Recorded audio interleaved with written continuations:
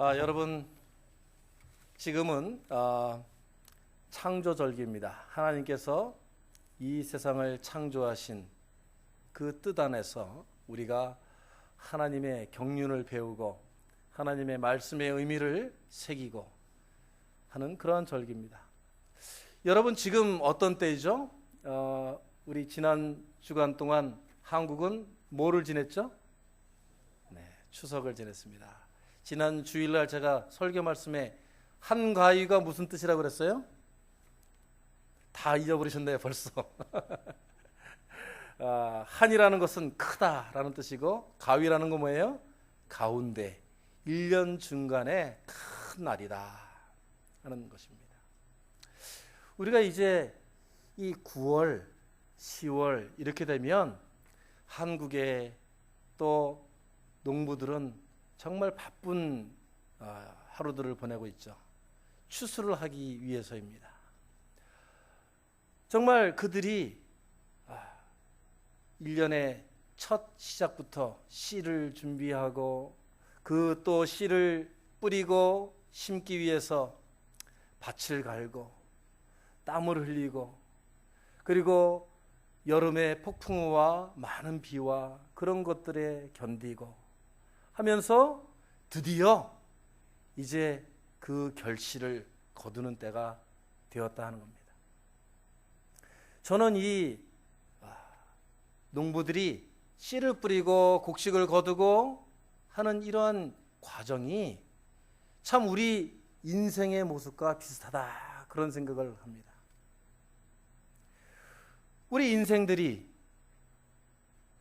우리의 삶을 살아가면서 준비하고 뿌리고 견디고 하나님의 도우심을 바라고 그리고 그 열매를 거두는 그 법칙, 그것이 어쩌면 그렇게 이 자연의 법칙, 특별히 농부들이 씨를 뿌리고 거두는 이 과정과 얼마나 닮아 있는가 여러분 생각해 보시기 바랍니다.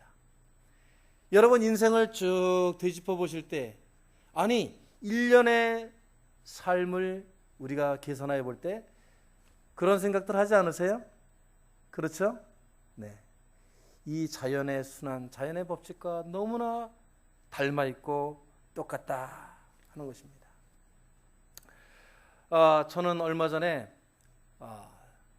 하나의 중요한 인생 드라마를 봤는데, 그 인생 드라마에 보니까 한 농부가, 그 부부가 농사를 짓는데 씨를 뿌리고 그냥 농약만 잘 쳐주면 다 잘 자라고 열매가 많이 열릴 줄 알고 농약을 그냥 무지무지하게 뿌렸대요. 예? 병충해 예방하느라고. 그러다가 어떻게 됐겠어요?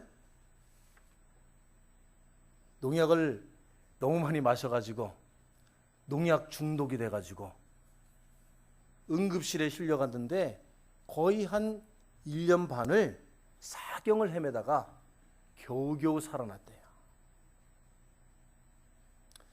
그래서 그가 새로운 생명을 얻고 건강이 아직 좋지는 않지만 이 농약이라는 게 이렇게 사람에게 해롭구나를 깨닫고는 뭐를 했겠어요? 유기농 고추 재배를 시작을 했대요. 그래서 농약을 전혀 쓰지 않고 어떻게 하면 사람들에게 해가 없고 잘 자라는 고추 농사를 질 수 있을까? 정말 자연의 그 농약 대신에 줄 수 있는 영양분들을 구하고 실험하고 하면서 그 땅에 뿌리고 고추나무에 또 그 영양분을 주고 하면서 실패와 실패를 3년, 4년, 5년 이렇게 거듭하면서 정말 돈도 다 탕진하고 자기 와이프로부터 구박도 많이 받고 그 되지도 않을 거 가지고 뭘 그렇게 고생하느냐 하면서 주위 사람들로부터 손가락질도 당하고 저놈 저 미친놈이다, 농약 안 쓰고 어떻게 생명이 자라 하면서 바보 취급을 당하고, 그런데 그분이 지금은 우리나라에서 제일 잘 자라고 제일 실한, 제일 건강한 고추를 기르는 주인공이 되었습니다. 할렐루야. 그분이 기른 고추나무를 보니까요, 이건 요만한 게 아니고 진짜 고추나무예요. 사람 키보다도 훨씬 그 고추나무에 고추가 막 빨간 고추가 이만하게씩 열리는 거예요. 그거를 그 부부가 따면서 웃는 모습이란 참 너무나 아름답고 너무나 부럽고 그랬습니다. 이제 그분은 자기 혼자서 그 유기농 고추를 따서 수확의 기쁨도 누리고 또 사람들에게 그것을 제공할 뿐만 아니고 그 생명을 살리는 고추 농사를 배우기 위해서 귀농한 많은 사람들에게 자기의 삶의 노하우를 그 유기농 방법을 가르치며 더불어 살아가는 삶을 또 살아가는 것을 제가 봤습니다. 여러분, 우리들 인생에서 귀한 씨앗을 뿌려야 되겠죠. 귀한 씨앗을 준비해야 되겠죠. 그리고 그 씨앗이 그냥 농약과 같은 우리들의 무관심 속에서 뿌려지는 그러한 관리가 아니라 사랑과 정성으로 그 씨앗이 자라나서 다른 사람들에게 해가 되고 다른 사람들을 죽이는 그러한 씨앗이 아니라 다른 사람들을 살리고 다른 사람들과 함께 더불어가는 인생의 씨앗을 뿌리시는 여러분이 되시길 주의 이름으로 축원합니다. 오늘 성경 말씀을 봅니다. 똑같은 말씀이 두 번 반복되는 것 같아요. 잘 보세요. 눈물을 흘리며 씨를 뿌리는 자는 기쁨으로 거두리로다.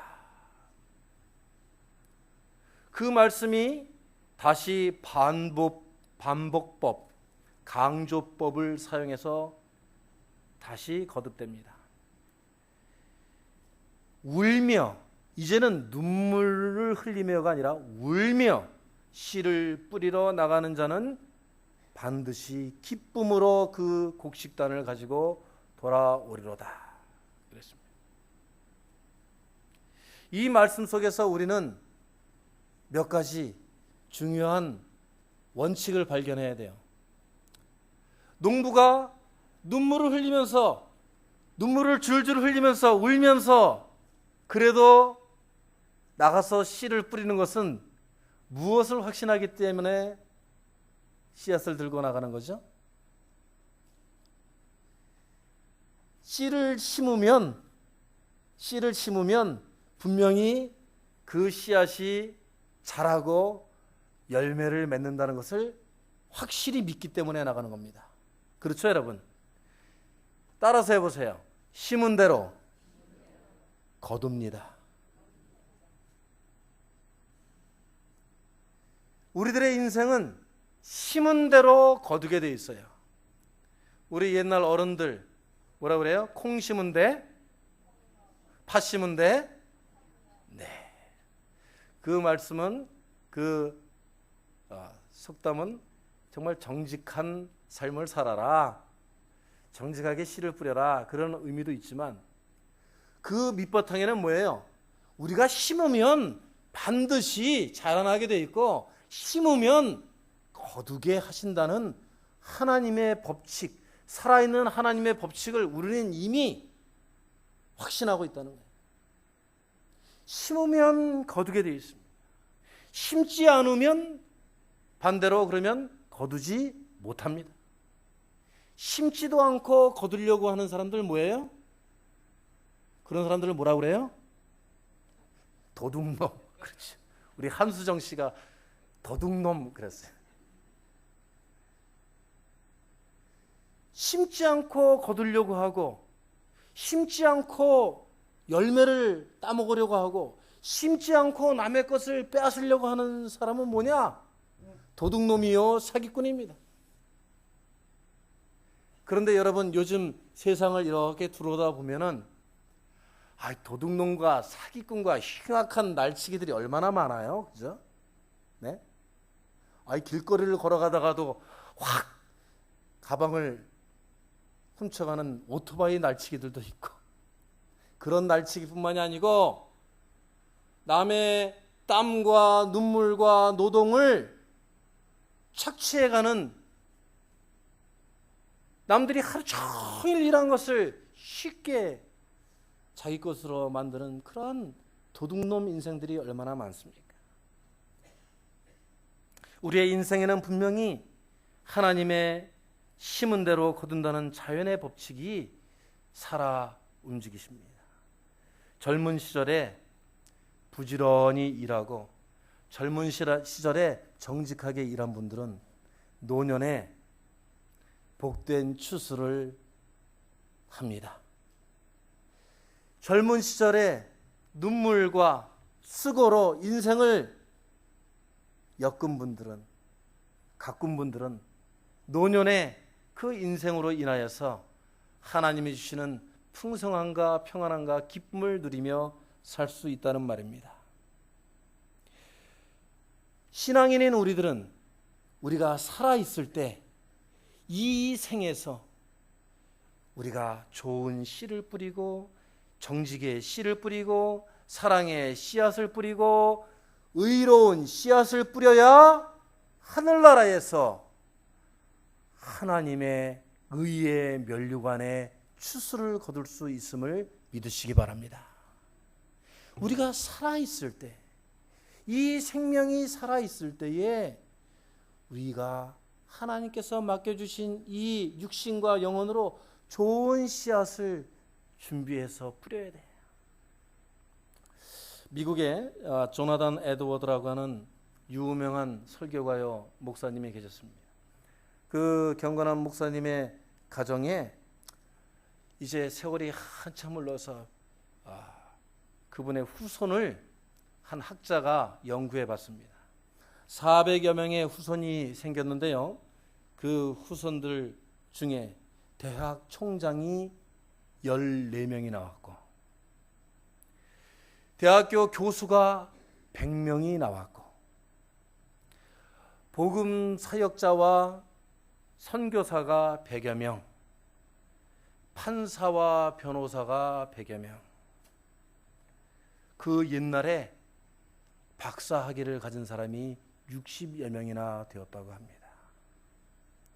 그러니까 그 조나단 에드워드라는 목사님이 그 인생에 얼마나 귀하고 값지고 아름다운 씨앗들을 많이 뿌렸다는 증거입니까, 여러분? 여러분들도 그러한 씨앗들을 뿌리시는 인생들 되시길 바랍니다. 이 자리에 계신 분들, 나는 이제 늦었어. 아이고, 이제 천국 갈 날이 앞에 다가오는데 내가 언제 씨앗 뿌려?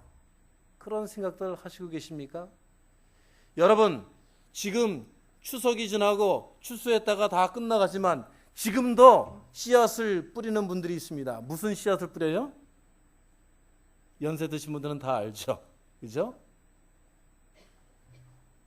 추수 다 끝나고 나서 모자란 부분을 채우기 위해서, 보릿고개 넘기 위해서 뭐를 심어요? 보리를 또 심습니다. 우리 인생의 씨앗을 뿌리는 그 과정은 끊어지지가 않는 거예요. 우리가 하나님의 부르심을 받고 저 하나님 나라 가기 바로 직전까지라도 우리의 입을 통하여서, 우리의 삶을 통해서, 우리의 신앙의 그 실천을 통하여서 우리는 씨앗을 계속 심는 겁니다. 이런 조나단 에드워드라는 목사님과 같이 훌륭한 씨앗을 심은 분들이 있는 반면에, 제가 어느 예화집을 보니까 자기의 인생을 고백한 한 사람이 있는데, 자기는 인생을 살면서 별명이 면도칼이었대요. 자기는 그 면도칼이라는 자기의 별명을 좋아했대요. 정확하게 잘못을 비판하고 정확하게 책망하고 잘못돼 가고 있는 것을 자기가 바로잡고 하는 자기의 결단력, 다른 사람이 상처받든 말든 자기의 면도칼 같은 말로 깨우침을 주는 줄 알았답니다. 그런데 자기가 인생을 한 해 두 해 살아가다 보니까 자기의 그 면도칼 같은 말과 입과 그 태도를 자기 자식들부터 싫어하더래요. 자기 자식들부터 자기를 떠나기 시작하고, 자기 자식들부터 자기 옆에 오기를 두려워하고, 자기 친구들이 떠나고, 그래서 어떻게 됐어요? 면도칼을 쓸 데가 없더랍니다. 그렇죠. 자기는 자기 나름대로 면도칼과 같은 날카롭고 정확한 그것을 씨앗이라 생각하고 뿌렸는데 사람들이 다 떠나고 추수할 밭이 없어진 거예요. 나중에 혼자 식사를 하면서 혼자 밥을 차려 먹으면서 엉엉 울었답니다. 자기가 그 내뱉은 말들이 생명을 살리고 사람들에게 위로를 주고 사랑의 마음을 품게 하고 치유하고 그 사람들에게 힘을 북돋아주는, 소망을 바라보게 하는 그러한 삶을 살지 못했구나 반성하며 후회했다고 합니다. 여러분, 잠언 18장 20절에 보십시오. 사람은 입에서 나오는 열매로 하여 배가 부르게 되나니 그랬어요. 여러분, 살아가는 그 행동과 삶이 입에서부터 결정됩니다. 여러분이 하나님을 시인하고 인정하고 바라고 원하는 말씀들을 하십시오. 그러면 하나님께서 여러분의 인생이 풍성하게 될 수 있도록 여러분의 삶을 지켜주시고 도와주시고 채워주실 줄로 믿습니다. 여러분의 입이 하나님을, 이 세상을 창조하신 하나님을 인정하지 아니하고 하나님을 부인하고 하나님께 가까이 오려고 하는 사람들을 막고 거부하면 여러분의 인생은 그 면도칼 인생과 같이 외로워지고 거두지 못하는 인생이 될 것입니다. 여러분, 이것은 하나님의 법칙이요, 자연의 법칙이요, 인생의 법칙입니다. 악한 씨를 심으면 고통과 저주의 열매를 거두고 선한 씨앗을 심으면 여러분의 인생이 풍성하여지고 여러분의 가정과 후손들이 복받고 여러분이 기쁨의 열매를, 기쁨의 단을 거두게 되실 것입니다. 잠언 11장 18절 말씀을 봅니다. 악인의 삭은 허무하되 의에 뿌린 자의 상은 확실하니라. 우리의 신앙의 선조들, 신앙의 선배들이 이것은 하나님의 법칙이 자기의 삶에 이루어진 것을 확신하고 확신하며 성서에 기록한 겁니다. 세상 사람들이요, 의심하지 마십시오. 여러분들이 심은 대로 선한 씨앗을 심었습니까? 분명히 복된 열매를, 기쁨의 단을 거두게 될 것입니다. 할렐루야. 여러분의 삶에 이루어질 줄로 믿습니다. 두 번째로, 오늘 말씀을 통해서 우리가 또 깨달을 수 있는 것은 땀과 눈물로 가꾸어야 한다는 것입니다. 제가 군대 생활할 때 제가 중대장을 한 적이 있어요. 현역 중대장은 한 400명, 300명을 이렇게 밑에 두고 있는데 그 가운데 방위병이 있어요. 방위병. 여러분, 방위 아세요? 방위? 6개월만 하고 군대 그만하고 1년만 하고 군대 그만하고 저는 방위병 욕하려고 하는 게 아니라 참 부러웠어요. 뭐가 부러웠냐? 집에서 싸준 도시락 가져와서 밥을 먹고, 또 일과 시간 딱 끝나면 도시락 가방 딱 옆에 끼고 집으로 가서 엄마 아버지와 함께 잠을 자고. 좋았습니다. 누구나 자기에게 주어진 삶을 정직하게 사는 거죠. 그런데 제가 한번 미웠을 때가 있어요. 이제 묘목 행사를 위해 가지고 조그만 나무들을, 묘목들을 다 가져와 가지고 그거를 심으라고 다 나누어 줬어요. 그래서 우리가 맡은 지역을 아름다운 그 나무들로 쫙 심어 놓기로 했는데, 다 심었어요. 다 심었는데 일주일이 지나도 2주일이 지나도 나무가 살아나는 게 아니라 나무들이 다 노랗게 변하면서 자꾸 다 죽는 거예요. 다 죽어요. 야, 제대로들 심었어? 네, 제대로들 심었습니다. 제대로들 밟아줬어? 네, 밟아줬습니다. 물들을 다 한 번씩 줬어? 네, 물들 줬습니다. 그런데 왜 나무가 죽어? 좋은 땅에 심었는데 왜 저 나무들이 죽는 거야? 3주일쯤 지나니까 다 죽었어요. 다 죽었어. 그래가지고 안 되겠다. 다 파내라. 다시 갖다 심어야겠다. 다 파내고 보니까 어떻게 됐어요?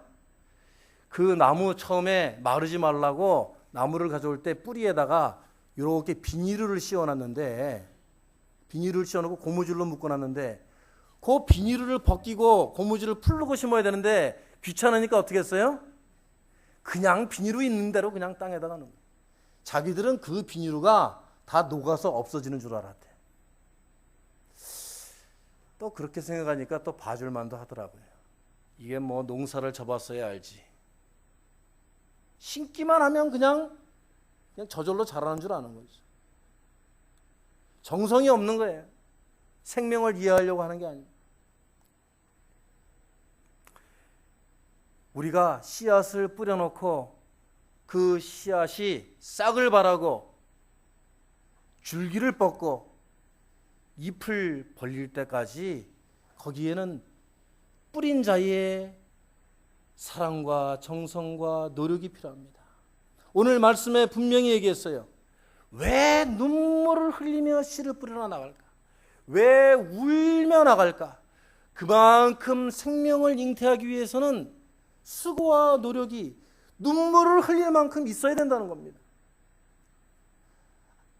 죽을 것 같이 아프고 힘들고 마음에 부담이 되고 스트레스가 쌓여도 여러분 자녀들은 여러분 기르시잖아요.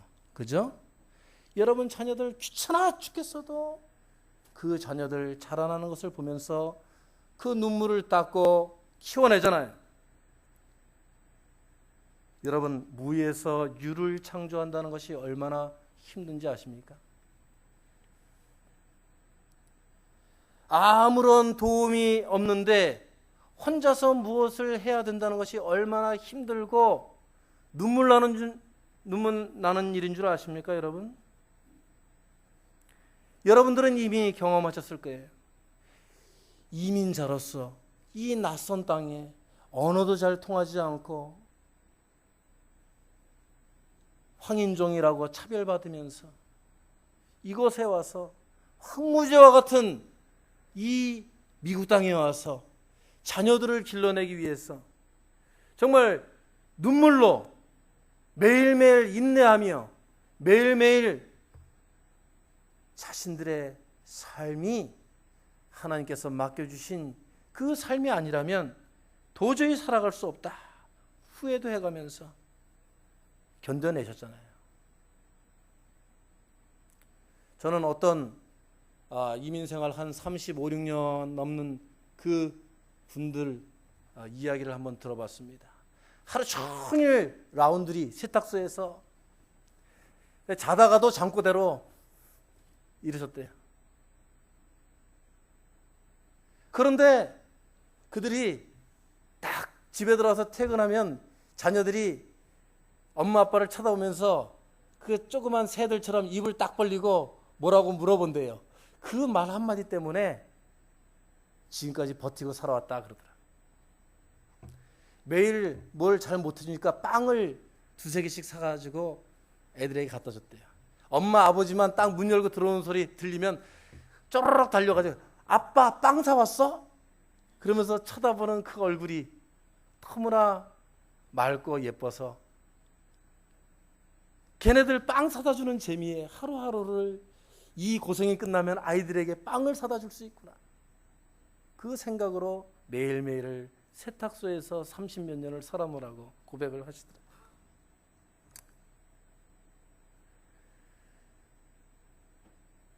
인생에 있어서 앞으로 전진하지 못하게 하고 내가 살아가는 이 삶을, 내가 뿌린 이 씨앗을 더 이상 가꾸지 못하게끔 하는 사탄의 무기가 있습니다.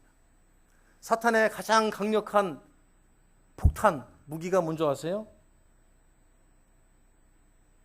첫 번째 사탄의 무기는 이만하면 됐어라는 무기랍니다. 우리에게 다가와가지고 사탄이 귀에다가 꼭 그런, 야, 이만하면 됐어. 그만해.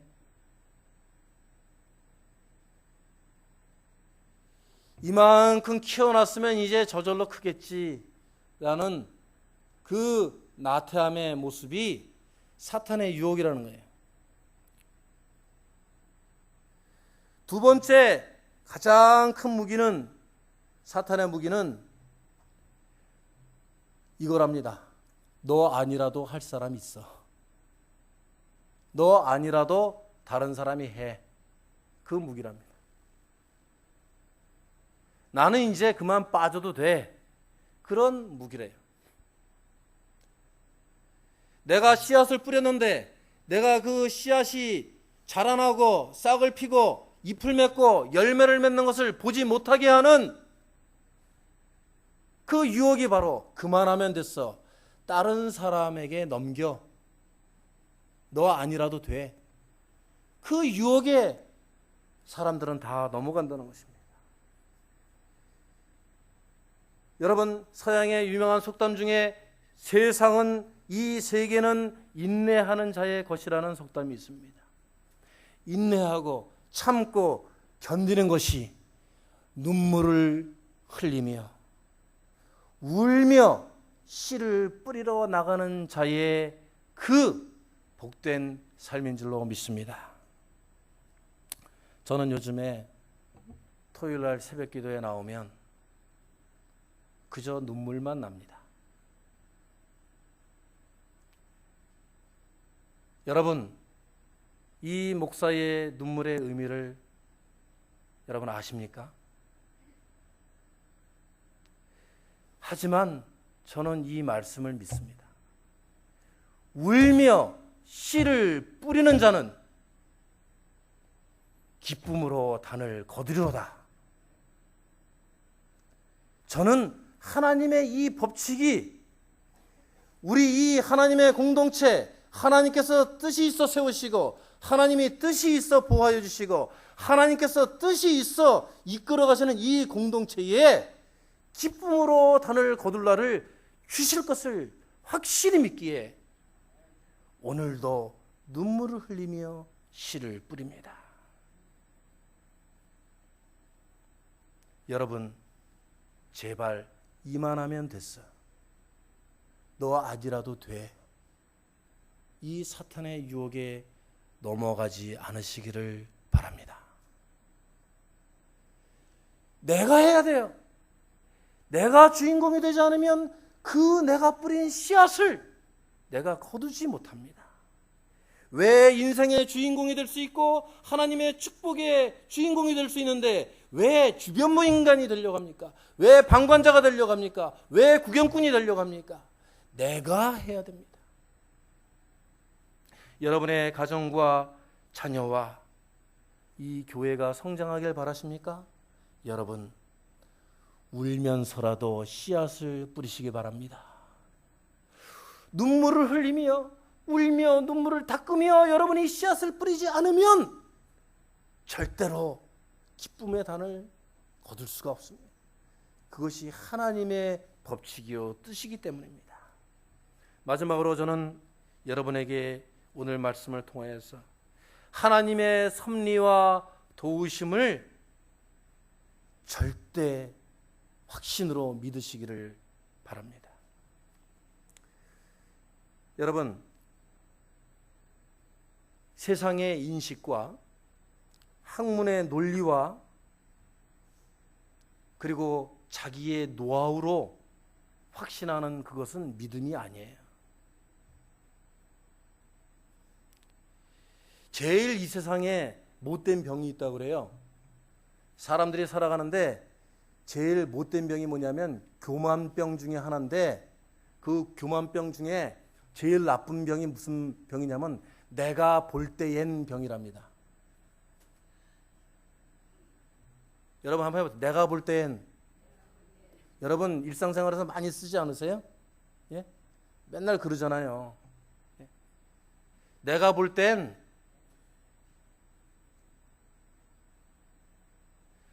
내가 아는 만큼, 내가 경험한 만큼 나의 인식과 지식과 자기의 삶의 노하우만큼만 보는 거예요. 근데 자기 자신이 보면 얼마나 보겠어요?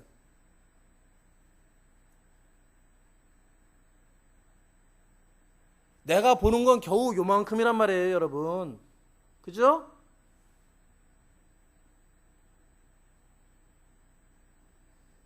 하나님께서 이 세상을 창조하시고 이 세상의 모든 것들을 주관하시고 우리의 인생을 창조하시고 섭리하시고 이끌어 가시는 하나님은 저 멀리에서 축복의 문을 여시고 우리를 기다리시는데, 내가 볼 때엔 하고 내가 보는 그 구멍으로만 인생을 보니 하나님께서는 이미 그 어렵고 힘든 험난한 산령들을 다 지날 수 있는 길을 준비하여 놓으시고 그 길로 인도하여 주시는데, 내가 볼 때엔 길이 아니야, 길이 안 보여, 불확실해 하면서 그 길을 가지 못한다면, 발을 옮겨놓지 못한다면 하나님의 그 축복의 문을 우리가 들어갈 수 있겠느냐 하는 말입니다. 세상에서 제일 무서운 병은 내가 볼 때엔 병입니다. 그런 사람들은 꼭 내가 볼 때엔 만큼만 살더라고요. 자기의 인식을 벗어나지 못하는 것, 자기의 확신을 벗어나지 못하는 것.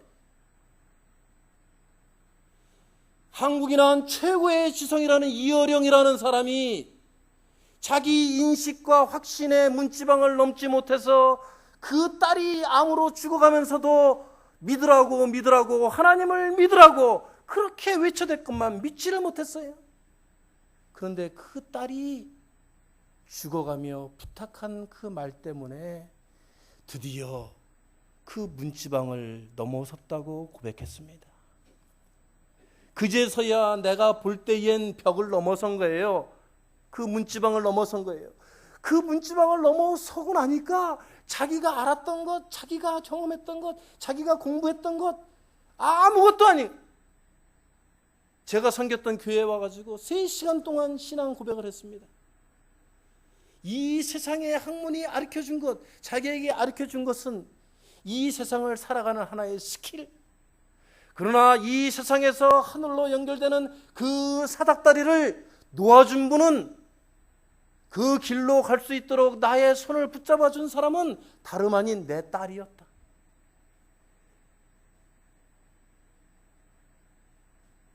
여러분, 하나님의 섭리와 도움을 확신하시길 바랍니다.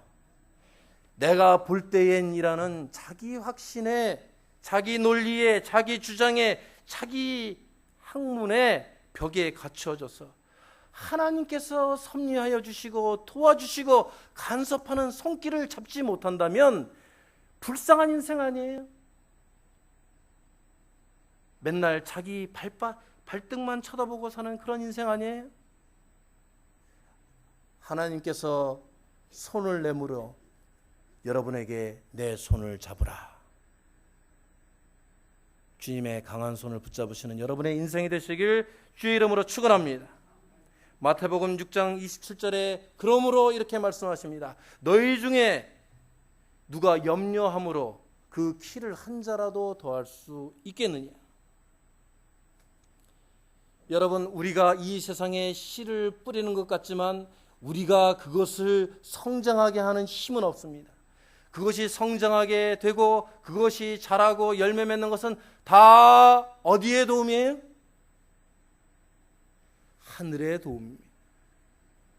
하나님께서 그 자연의 법칙을 만들어 놓으시지 않았다면 이 세상의 생명 하나도 자랄 수가 없어요. 여러분, 옛말에 하늘이 움직여야 땅이 움직인다는 말이 있습니다. 하늘이 열려야 땅이 축복받는 것입니다. 하늘에서 비를 주지 않고 하늘이 햇볕을 제공하지 않으면, 하나님께서 우리에게 섭리하여 주시지 않으면 이 땅은 아무것도 만들어낼 수가 없고 우리 인생은 아무것도 할 수가 없는 것입니다.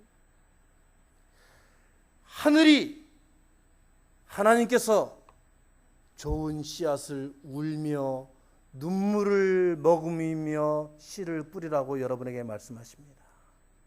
오늘도 이 자리에서 여러분의 마음에 귀한 하나님의 씨앗을 품으시길 바랍니다.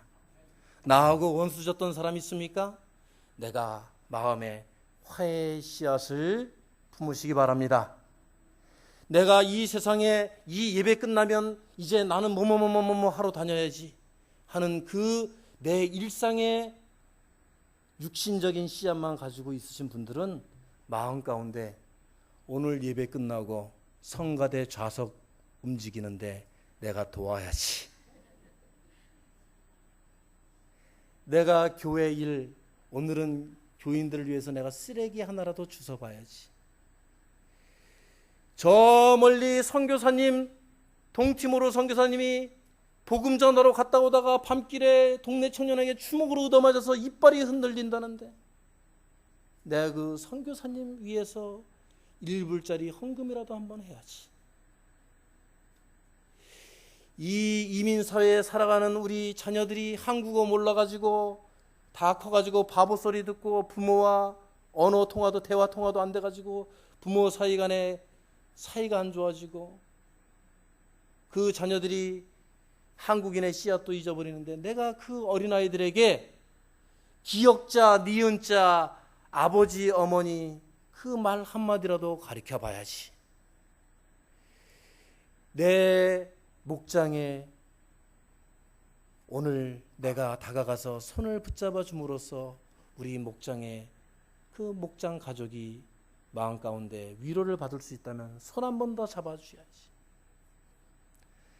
여러분 마음 가운데 거룩한 씨앗들을 준비하시기 바랍니다. 그 거룩한 씨앗을 심으면, 가꾸면 하나님께서 여러분들에게 30배, 60배, 100배의 기쁨의 단을 거두게 하실 줄로 믿습니다. 다 같이 기도하시겠습니다.